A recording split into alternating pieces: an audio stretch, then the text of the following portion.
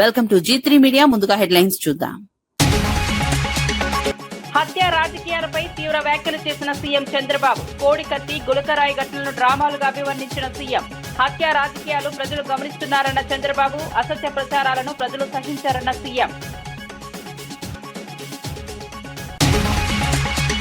వికసిత్ భారత్ లో యువతదే కీలక పాత్ర అన్న ప్రధాని మోదీ. 51,000 మందికి ఉద్యోగ పత్రాలు అందించిన మోదీ యువతలోనే దేశాభివృద్ధి సాధ్యమని స్పష్టం. ప్రపంచం భారత యువతపై ఆశలు పెట్టుకున్నదన్న మోదీ.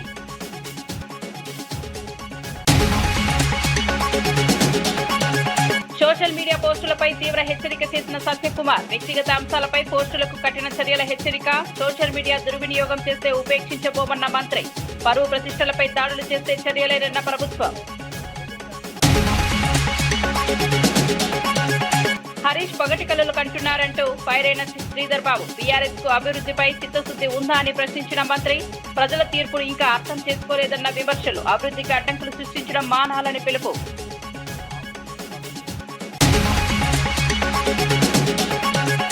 అటవీ భూముల ఆక్రమణలపై తీవ్ర హెచ్చరిక చేసిన పవన్. అటవీ ఆస్తులను రక్షించలేకపోతే చర్యలేనన్న డిప్యూటీ సీఎం. ఆక్రమిత భూముల స్వాధీనంపై అధికారులకు ఆదేశాలు. అటవీ సంపద రక్షణే ప్రభుత్వ బాధ్యత అన్న పవన్ కళ్యాణ్.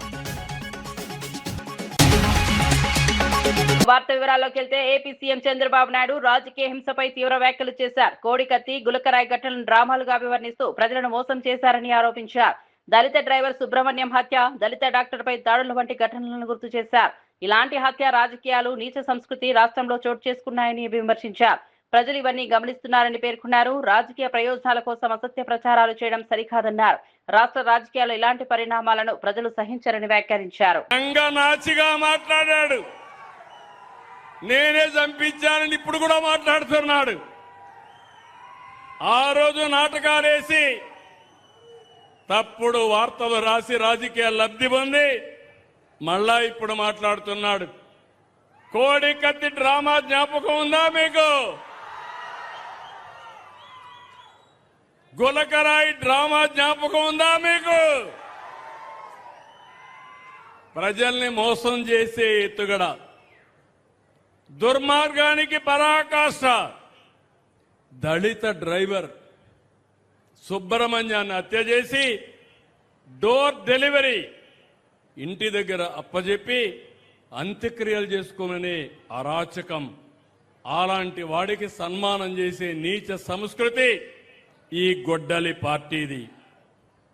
మాస్క్ అడిగినటువంటి కరోనా సమయంలో దళిత డాక్టర్పై దాడి చేయించి వేధించి అతన్ని చంపేసినటువంటి వ్యక్తులు వీళ్ళు. అనంతపురం జిల్లా గుంతకల్లులో జరిగిన 19వ రోజ్గార్ మేళాలో కేంద్ర మంత్రి బండి సంజయ్ పాల్గొన్నారు. కార్యక్రమంలో ఎంపికైన అభ్యర్థులకు నియామక పత్రాలు అందజేసి అభినందనలు తెలిపారు. యువతకు ఉపాధి అవకాశాలు కల్పించడమే కేంద్ర ప్రభుత్వ ప్రధాన లక్ష్యమని పేర్కొన్నారు. రోజ్గార్ మేళాల ద్వారా దేశవ్యాప్తంగా వేలాది మంది యువత ఉద్యోగ అవకాశాలు పొందుతున్నారని చెప్పారు. కొత్తగా ఎంపికైన అభ్యర్థులు తమ బాధ్యతలను సమర్థవంతంగా నిర్వర్తించాలని సూచించారు. యువత దేశ అభివృద్ధిలో కీలక పాత్ర పోషించాలని ఆకాంక్షించారు. కొవ్వూరు వేణుగోపాల్ రెడ్డి.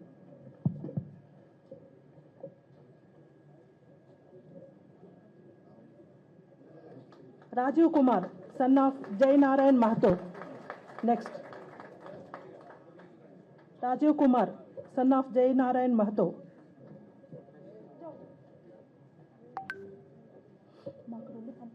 మంత్రి పయ్యావుల కేశవ్ వైఎస్ జగన్ పై ఘాటు వ్యాఖ్యలు చేశారు. జగన్ భవిష్యత్తు తరానికి కూడా తమది స్వాతంత్ర సమర యోధుల కుటుంబం అని అబద్ధం చెప్పినా ఆశ్చర్యం లేదని వ్యాఖ్యానించారు. ప్రజలను తప్పుదారి పట్టించే రాజకీయాలు ఎక్కువ కాలం కొనసాగమని అన్నారు. అసత్య ప్రచారాలతో ప్రజల మద్దతు పొందలేరని పేర్కొన్నారు. రాజకీయాల్లో విశ్వసనీయత చాలా ముఖ్యమని చెప్పారు. ప్రజలు వాస్తవాలను గుర్తించే స్థాయిలో ఉన్నారని తెలిపారు. నాయకులు బాధ్యతాయుతంగా వ్యవహరించాలని సూచించారు. ఘటనలన్నింటి మీద కూడా ఒక పుస్తకాన్ని వెలువర్చాలనేటువంటి ఆలోచన తెలుగుదేశం పార్టీ చేస్తూ ఉంది. రాజశేఖర రెడ్డి ముందు రాజకీయాలు ఎట్లా ఉన్నాయి, వైఎస్ కుటుంబం ముందు, తర్వాత నేరమయం ఎట్లా అయినాయి అనేటువంటి దాన్ని. రాజకీయాల్ని నేరమయం చేసిందే మీరు. ఆ వృత్తి వదులుచుకోవడానికి 30 సంవత్సరాలు ఈ రాష్ట్రానికి పట్టింది. చంద్రబాబు నాయుడు అధికారంలోకి వస్తే ఏ పార్టీ అని చూడకుండా ఫ్యాక్షనిజాన్ని కంట్రోల్ చేసినటువంటి వ్యక్తి చంద్రబాబు నాయుడు గారు ఒకవైపు, లేని ఫ్యాక్షనిజాన్ని రాజకీయానికి జోడించి రాజకీయ పునాదుల్ని నిర్మించుకున్నటువంటిది మీ కుటుంబం. సో ఈ చరిత్ర మొత్తం తెలుసుకోవాల్సినటువంటి పరిస్థితి ఉంది. అట్లాంటి మీకు సెల్ఫ్ సర్టిఫికేట్ ఇచ్చుకుంటున్నారు. నా అంత మంచోడు రాష్ట్రంలో లేరు, నా అంత అమాయకుడు లేడు. మీరు విక్టిమ్ కాదు, మీరు మీరు మీరు బాధితుడు కాదు, మీరు ముద్దాయిలు, మీరు నిందితులు. ఈ ప్రజాస్వామ్యంలో మీరు ముద్దాయిలు, నిందితులు, నేరమయ రాజకీయాలకు పునాదులు వేసినటువంటి వ్యక్తులు. మీ నైజం నేరం, మీ రాజకీయం నేరమయం. అది రాజారెడ్డి గారితో ఆగిపోలేదు, మీ దగ్గర కూడా కొనసాగుతూనే ఉంది. రప్ప నరుకుతామంటే వాడిని పిలిచి ఫోటో తీసుకుంటారు. వేట కొడవలతో మేకని బలించి వేడి రక్తంతో రక్తాభిషేకం చేసుకుంటే వాటిని ప్రోత్సహిస్తారు. కారు కింద నిమ్మకాయలాగా తల కార్యకర్తల్ని నలుగుతూ ఉంటే నిర్లక్ష్యంగా చూస్తూ ముందుకెళ్ళిపోగలిగినటువంటి నైజం మీది. అధికారమే పరమావధి, తనామనా లేదు, తల్లి చెల్లి లేదు. సొంత పార్టీ కార్యకర్త కారు కింద నలిగిపోయినా పట్టించుకునేటువంటి పరిస్థితి లేదు. అది ఇంకా చెప్తూ పోతే డాక్టర్ సుధాకర్ నుంచి సుబ్రహ్మణ్యం వరకు, బాబాయ్ హత్య వరకు. ఇవాళ గొడ్డలి అని అంటేనే మీకు ఉలికిపాటు పడతా ఉన్నారు. గుండెపోటుకి గొడ్డలిపోటుగా ఈ రాష్ట్రం అర్థం చేసుకోవడానికి ఓ 24 గంటలు పట్టింది. గొడ్డలిపోటును కూడా గుండెపోటుగా చూపించగలరు. ఈరోజు ఇన్ని అకృత్యాలు చేసిన మీరు, మేము అమాయకులు అని చెప్పుకోగలరు. మీరు నిజాల్ని ప్రజల ముందుకు చెప్పాల్సినటువంటి బాధ్యత ఉంది. అందుకనే చెప్తున్నాం, గొడ్డలి పార్టీ సమాజానికి హానికరం. కర్ణాటక బీజేపీ ఎమ్మెల్యే గాలి జనార్దన్ రెడ్డి చేసిన వ్యాఖ్యలు చర్చనీయాంశంగా మారాయి. పాఠశాలల్లో హాజరు సమయంలో విద్యార్థులు ఎస్ఆర్ లేదా ఎస్ మేడం అనకుండా జై శ్రీరామ్ అనాలని సూచించారు. గతంలో ఇదే ప్రతిపాదన చేసిన బీజేపీ ఎమ్మెల్యే బసనగౌడ పాటిల్ ఎత్నాల్ కు పూర్తి మద్దతు ఇస్తున్నట్లు తెలిపారు. మీడియా సమావేశంలో ఆయన వ్యాఖ్యలు చేశారు. ఈ అంశంపై సామాజిక మాధ్యమాల్లో భిన్నాభిప్రాయాలు వ్యక్తమవుతున్నాయి. కొందరు మద్దతు తెలుపుతుండగా మరికొందరు ವಿಮರ್ಶೆలు చేస్తున్నారు. ಸಂಬಂಧ ಇಲ್ಲ ಅಂದ್ರೂ ಕೂಡ ಬಸವನಗೌಡ ಪಾಟೀಲ್ ಯತ್ನಾಳ್ ಅವರು ಭಾಳ ಒಂದು ದೊಡ್ಡ ಮಾತು ನಿನ್ನೆ ಹೇಳಿದ್ದಾರೆ. ಸ್ಕೂಲಲ್ಲಿ ಅಟೆಂಡೆನ್ಸ್ ಹಾಕೋ ಟೈಮಲ್ಲಿ ಕೂಡ ಮಕ್ಕಳು ಇವತ್ತು ಹೆಸರನ್ನು ಕರೆದ್ರೆ SR ಅಂತೇಳಿ ಇಂಗ್ಲೀಷಲ್ಲಿ ಹೇಳೋದಕ್ಕಿಂತನೂ ಜೈ ಶ್ರೀರಾಮ್ ಅಂತ ಹೇಳಿ ಅಂತ ಹೇಳಿದ್ದಾರೆ. సో ಯಾಕಂದ್ರೆ ಇವತ್ತು భారత్ లక్ష్య సాధనలో భారత యువత కీలక పాత్ర పోషిస్తారని ప్రధాని నరేంద్ర మోదీ విశ్వాసం వ్యక్తం చేశారు. రోజ్గార్ మేళా కార్యక్రమంలో మాట్లాడిన ఆయన ప్రపంచ దేశాలు భారత యువత సాంకేతిక అభివృద్ధిపై ఆసక్తి చూపుతున్నాయని అన్నారు. కార్యక్రమంలో భాగంగా 51,000 మందికి పైగా యువతకు నియామక పత్రాలు వర్చువల్ గా అందజేశారు. రైల్వే, బ్యాంకింగ్, రక్షణ, ఆరోగ్యం, విద్య వంటి కీలక రంగాల్లో ఉద్యోగాలు లభించనున్నాయని తెలిపారు. కొత్తగా ఎంపికైన యువత దేశ అభివృద్ధికి భాగస్వాములు కావాలని పిలుపునిచ్చారు. యువత శక్తితోనే అభివృద్ధి సాధ్యమని మోదీ పేర్కొన్నారు. युवाओं को लाखों की संख्या में जॉब्स भी मिल रही है. साथियों, ऐसे अनेकों अभियानों पर भारत का पब्लिक और प्राइवेट सेक्टर मिलकर बहुत बड़ा निवेश कर रहा है. ये निवेश देश के युवाओं को देश में ही जॉब्स दे रहा है. గుంటూరులో నిర్మాణంలో ఉన్న శంకర్ విలాస్ రైల్వే బ్రిడ్జి పనులు నిర్ణీత గడువులో పూర్తి చేస్తామని కేంద్ర మంత్రి పెమ్మసాని చంద్రశేఖర్ తెలిపారు. పశ్చిమ బెంగాల్ ఎన్నికల కారణంగా కార్మికులు స్వస్థలాలకు వెళ్లడంతో పనుల్లో తాత్కాలిక జాప్యం జరిగిందన్నారు. ప్రస్తుత కార్మికులు తిరిగి రావడంతో పనులు వేగవంతమయ్యాయని పేర్కొన్నారు. వర్షాకాలానికి ముందే పిల్లల నిర్మాణ పనులు పూర్తి చేస్తామని విశ్వాసం వ్యక్తం చేశారు. భూసేకరణ సమస్యలు కూడా త్వరలో పరిష్కారం అవుతాయని తెలిపారు. ప్రజలకు ఇబ్బందులు లేకుండా పనులు పూర్తి చేస్తామని హామీ ఇచ్చారు. ఇబ్బంది ఉండదు. ఈ 6 ఫౌండేషన్స్ ఏదైతే ఉన్నాయో అవి రైల్వేకి అటు ఇటు రావాల్సినవి. వాళ్ళు కొంచెం ఎక్కువ టైం తీసుకొని ఇవన్నీ చేయడం వల్ల అది లేట్ అయింది. ఇప్పుడు అవి కూడా పర్మిషన్స్ వచ్చేసినాయి, అవి కూడా స్టార్ట్ చేస్తారు. అదేవిధంగా గడ్డర్లు అవన్నీ కూడా ఇక్కడ వచ్చి క్యాస్టింగ్ చేసే కన్నా ఇక్కడ ల్యాండ్ కావాలని అడిగారు చుట్టుపక్కల, అక్కడ ప్రీ క్యాస్ట్ చేసుకుని వచ్చి పెట్టే విధంగా కొన్ని ప్లాన్ చేస్తా ఉన్నాం. అవి ఇవి అన్ని సైమల్టేనియస్ చేసుకుని ఏదైనా జూలై ఇవన్నీ వర్షాలు అక్కడక్కడ షార్టేజ్ ఎలక్షన్స్ కానీ రకరకాల వెదర్ సహకరించి ఇవన్నిటి దృష్టిలో పెట్టుకుని వచ్చే సంవత్సరం జూలై కల్లా చేస్తామని చెప్పాం. అవసరమైతే ఒక నెల ముందే ఉంటుంది తప్పించి ఎట్టి పరిస్థితుల్లో లేట్ కాకుండా చేస్తాం. ఇంకా కొన్ని ల్యాండ్ ఎక్కడైతే షాప్స్ ఉన్నాయో వాళ్ళందరూ కొంచెం ల్యాండ్ ఎక్విజిషన్ కూడా అయిపోతుంది. ఇవన్నీ ఇచ్చేసారు. అది కూడా ఇంకొక 1.5 month లో కొలిక్కి వస్తుంది ల్యాండ్ ఎక్విజిషన్. మంత్రి సత్యకుమార్ యాదవ్ సోషల్ మీడియా పోస్టులపై తీవ్ర హెచ్చరికలు జారీ చేశారు. వ్యక్తిగత కుటుంబాంశాలపై పోస్టులు పెడుతూ బెదిరింపులకు పాల్పడుతున్న వారిపై కఠిన చర్యలు తీసుకుంటామని స్పష్టం చేశారు. ఇటీవల కొందరు పేటీఎం బ్యాచ్ పేరుతో అనుచిత వ్యాఖ్యలు చేస్తున్నారని అసహనం వ్యక్తం చేశారు. ఇలాంటి చర్యలను ప్రభుత్వం సహించదన్నారు. సోషల్ మీడియా వేదికలను దుర్వినియోగం చేస్తే వారిపై చట్టపరమైన చర్యలు తీసుకుంటామని హెచ్చరించారు. వ్యక్తిగత పరువు ప్రతిష్టలను దెబ్బతీసే ప్రయత్నాలు చేస్తే ఉపేక్షించబోమన్నారు. ప్రభుత్వం అప్రమత్తంగా ఉందని తెలిపారు. నిర్మలిస్తాం, వచ్చే పుట్టినరోజు జరపలేం, ఇటువంటి మానసిక స్థితిలో ఉంటున్న వాళ్ళు కొంతమంది ఈ రకంగా చేస్తున్నారు. ఇది మంచిది కాదు. వాళ్ళు మరి ఆ మానసిక స్థితి బాగలేదా, లేకపోతే నేను అన్నట్టుగా నేను విన్నది ఏంటంటే వీళ్ళందరికీ కాస్త ఈ దీని మీద ఉంటారు, పేమెంట్ మీద, పేరోల్స్ మీద ఉంటారు, పేటీఎం బ్యాచ్ అని వింటున్నారు. ఎవరైనా ఇటువంటి చేస్తే మాత్రం చాలా కఠినంగా రాబోయే రోజుల్లో పరిస్థితి చాలా తీవ్రంగా ఉంటుంది, కఠినంగా ఉంటుందనే విషయాన్ని గుర్తుపెట్టు. హైదరాబాద్ నగర ప్రజలు తాగునీటి కోసం తీవ్ర ఇబ్బందులు పడుతున్నారని ఎమ్మెల్యే డి సుధీర్ రెడ్డి ఆరోపించారు. నీళ్లు రావడం లేదని ప్రజలు ఎన్నిసార్లు విజ్ఞప్తి చేసినా కాంగ్రెస్ ప్రభుత్వం పట్టించుకోవడం లేదన్నారు. నగరంలో నీటి సరఫరా వ్యవస్థ పూర్తిగా దెబ్బతిన్నదని విమర్శించారు. ప్రజల సమస్యలను పరిష్కరించాల్సిన ప్రభుత్వం నిర్లక్ష్యంగా వ్యవహరిస్తోందని మండిపడ్డారు. నీటి సరఫరాను మెరుగుపరచడంలో ప్రభుత్వం విఫలమైందని ఆరోపించారు. పరిస్థితి ఇలానే కొనసాగితే ప్రజలు కాంగ్రెస్ ప్రభుత్వంపై తిరుగుబాటు చేసే పరిస్థితి వస్తుందని హెచ్చరించారు. ప్రజల మౌలిక సమస్యలపై ప్రభుత్వం వెంటనే స్పందించాలని డిమాండ్ చేశారు. చేసుకుంటూ మరి కేసీఆర్ గారు ఆనాడు చేసిన మిషన్ భగీరథ కార్యక్రమాన్ని స్ఫూర్తిగా తీసుకొని నీటి సరఫరాను మెరుగుపరచాలని చెప్పేసి మేము ప్రభుత్వానికి విజ్ఞప్తి చేస్తున్నాం. గతంలో ఇచ్చినటువంటి నీళ్లు ఇప్పుడెందుకు రావటం లేదు? పూర్తిగా మంచినీళ్ళు అన్ని కాలనీలకు వస్తున్నాయి, కావాలనే ఇటు కొంతమంది దుష్ప్రచారం చేస్తున్నారంటే అది అధికారులు కావచ్చు, లేదంటే ప్రభుత్వం కూడా డిమాండ్ చేస్తుంది. మీరేం చెప్తారు? మేనేజ్మెంట్ అంటే సరిహా నిర్వహణ లోపం, అనుభవ రావిత్యంతో ఈ యొక్క ప్రజలకు ఇబ్బంది అయిపోతుంది. మీరు కరెక్ట్ అనుభవం ఉంటే, కరెక్ట్ నిర్వహణ చేస్తే ప్రజలకు ఈ రోజు ఇబ్బంది కలిగేది కాదు. మీరు ప్రజలందరూ కూడా మంచినీళ్ళు వచ్చేవి. కానీ మీ నిర్లక్ష్యం వల్ల హైదరాబాద్ మీద శీతకన్ను వేసిండు. ఎందుకంటే మీ ప్రజాప్రతినిధులు ఎవరు లేరు కాబట్టి మాకు హైదరాబాద్ లో ఓట్లు పడాయని చెప్పేసి శీతకన్ను వేసి ఇలా ప్రజల్ని పట్టించుకోకపోవడం వల్ల ఈ దుస్థితి దాపరించింది. కాబట్టి ఇప్పటికైనా మేలుకొని హైదరాబాద్ ప్రజల్ని. మధు కుటుంబ పోషణ బాధ్యతతో పాటు పిల్లల చదువుల బాధ్యతను కూడా బీఆర్ఎస్ పార్టీ తీసుకుంటుందని మాజీ మంత్రి జగదీష్ రెడ్డి ప్రకటించారు. కేసులో ఏ అధికారి తప్పు చేసినా గమనిస్తూనే ఉంటామని హెచ్చరించారు. ఇలాంటి క్రిమినల్ కేసులను 10 ఏళ్ల తర్వాత కూడా తెరిచి చర్యలు తీసుకున్న సందర్భాలు ఉన్నాయని గుర్తు చేశారు. తప్పు చేసిన వారిని ఐజీ, డీజీ స్థాయి అధికారులైనా వదిలిపెట్టలేదన్నారు.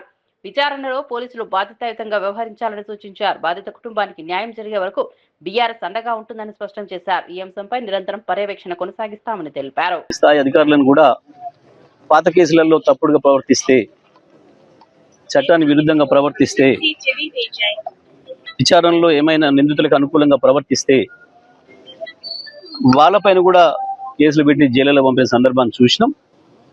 అది దృష్టిలో పెట్టుకొని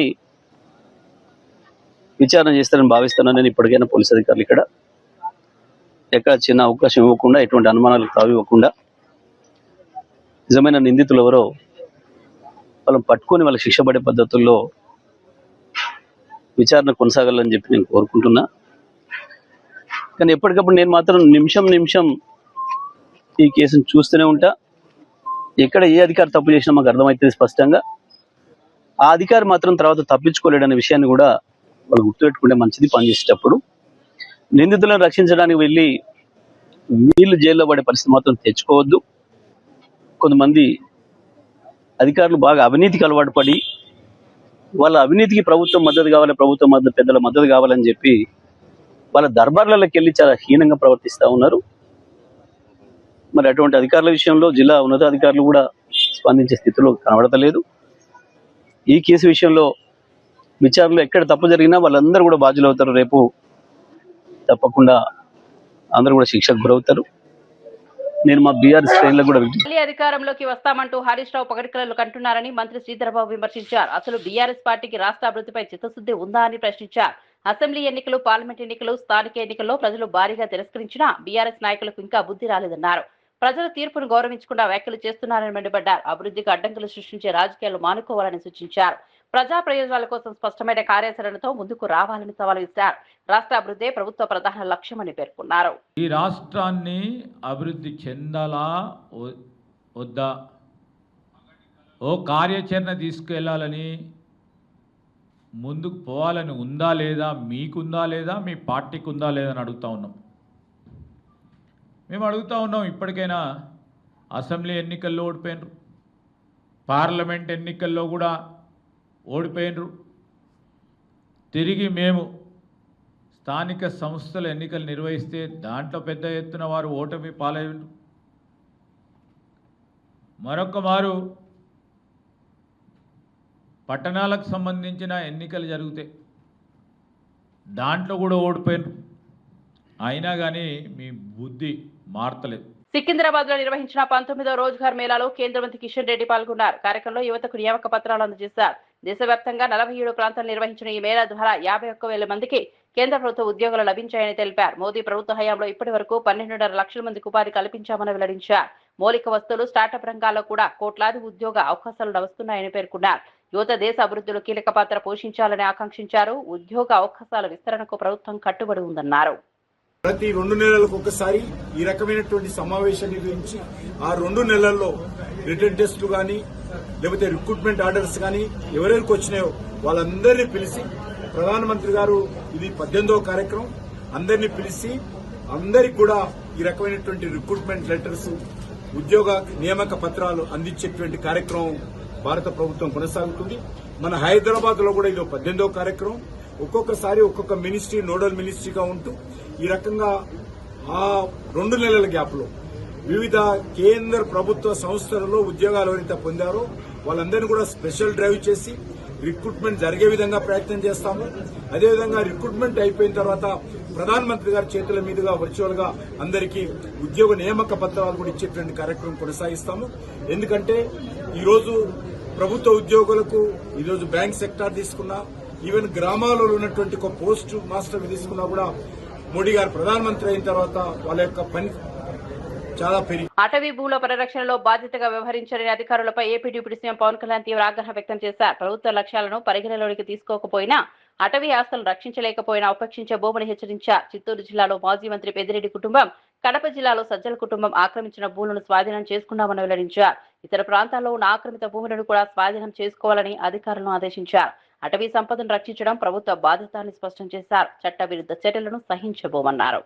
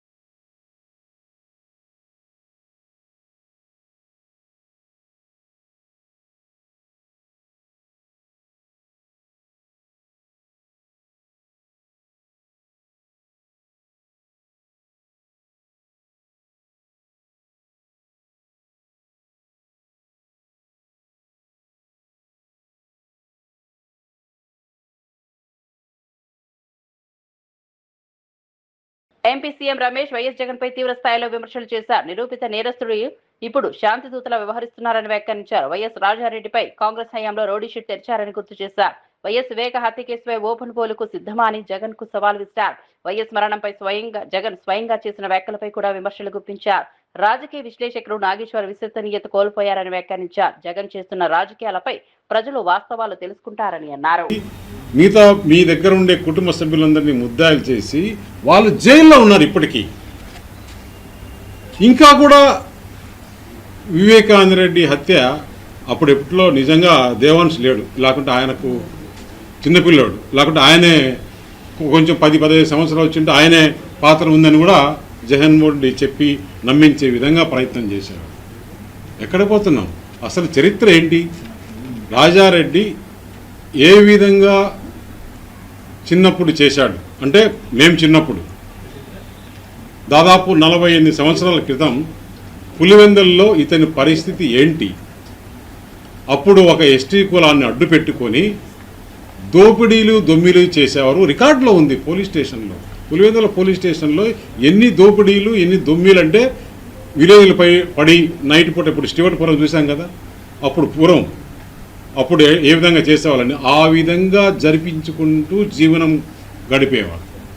అక్కడి నుంచి కోడూరులో మంగంపేట వెరైటీస్ బాగున్నాయని చెప్పేసి అక్కడ సుబ్బనర్సయ్య దగ్గర ఒక టిప్పర్ పెట్టుకొని ఆయన దగ్గర పనిచేస్తూ ఈ మైన్లో బాగా ఆదాయం వస్తుందని చెప్పేసి ఆయన్ను మర్డర్ చేసినప్పటి నుంచి ఆ టేస్ట్ అనేది చూశాడు.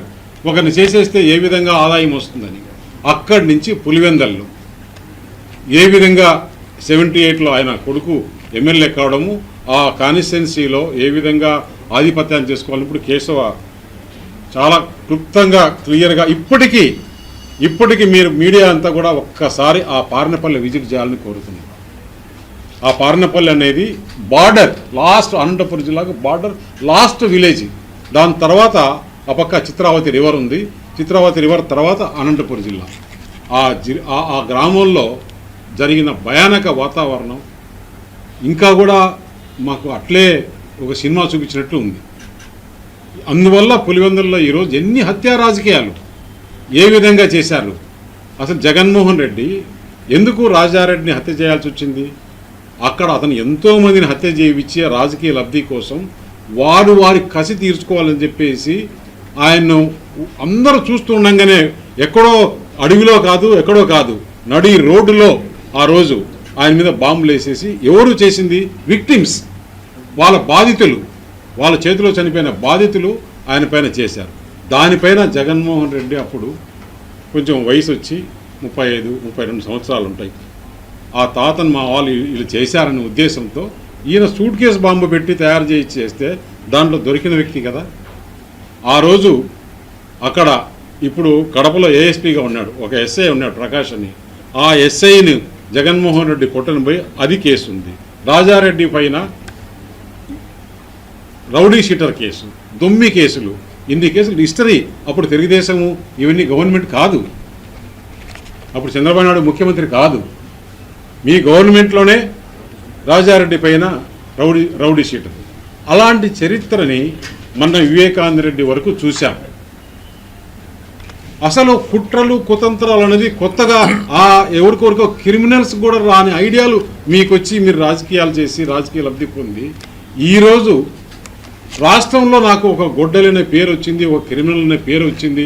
ఆ పేరు పోగొట్టుకోవాలని చేస్తే రాబోయే రోజుల్లో మంచి పనులు చేయాలి.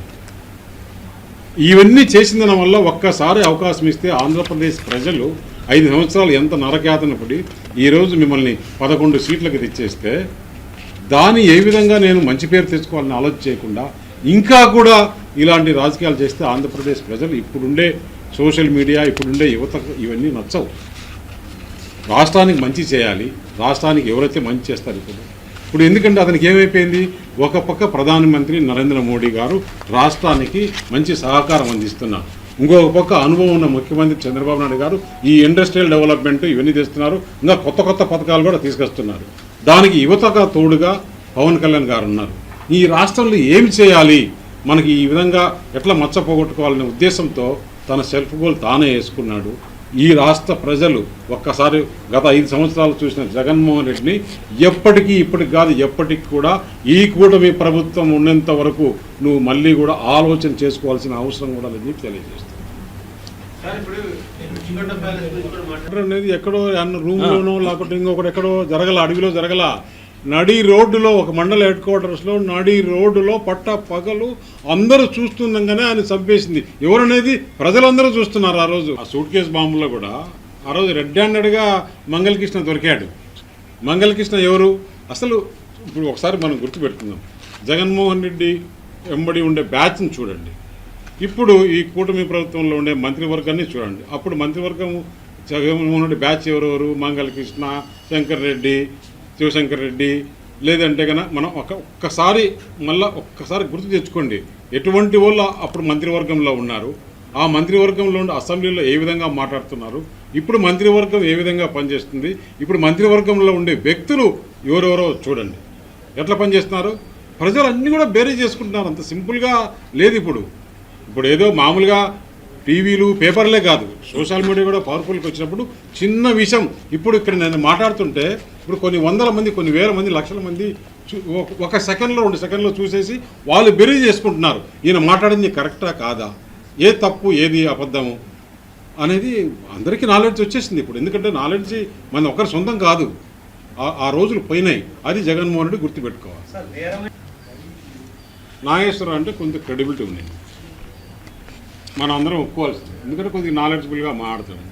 గత కొన్ని రోజులుగా ఎందుకు ఆయన మనం నేను చెప్తే బాగుండదు కానీ మొన్న జరిగిన ఇష్యూ అమిత్ షా అంట పవన్ కళ్యాణ్ అంట మాట్లాడుకున్నారంట.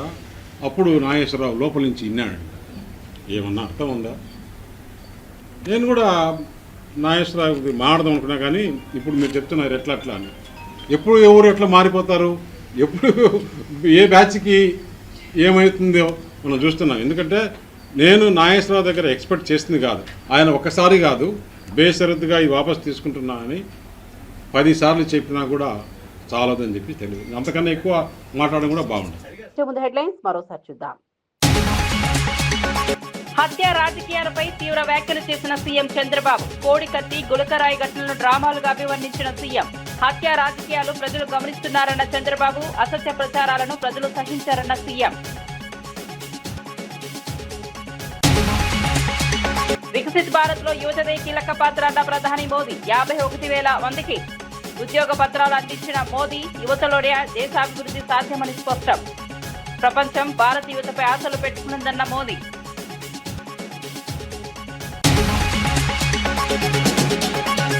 సోషల్ మీడియా పోస్టులపై తీవ్ర హెచ్చరిక చేసిన సత్యకుమార్. వ్యక్తిగత అంశాలపై పోస్టులకు కఠిన చర్యల హెచ్చరిక. సోషల్ మీడియా దుర్వినియోగం చేస్తే ఉపేక్షించబోమన్న మంత్రి.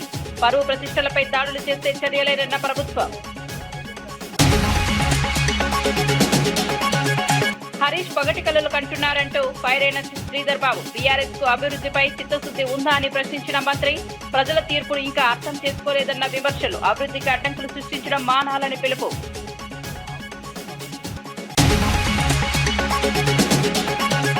అటవీ భూముల ఆక్రమణలపై తీవ్ర హెచ్చరిక చేసిన పవన్. అటవీ ఆస్తులను రక్షించలేకపోతే చర్యలేనన్న డిప్యూటీ సీఎం. ఆక్రమిత భూముల స్వాధీనంపై అధికారులకు ఆదేశాలు. అటవీ సంపద రక్షణే ప్రభుత్వ బాధ్యత అన్న పవన్ కళ్యాణ్.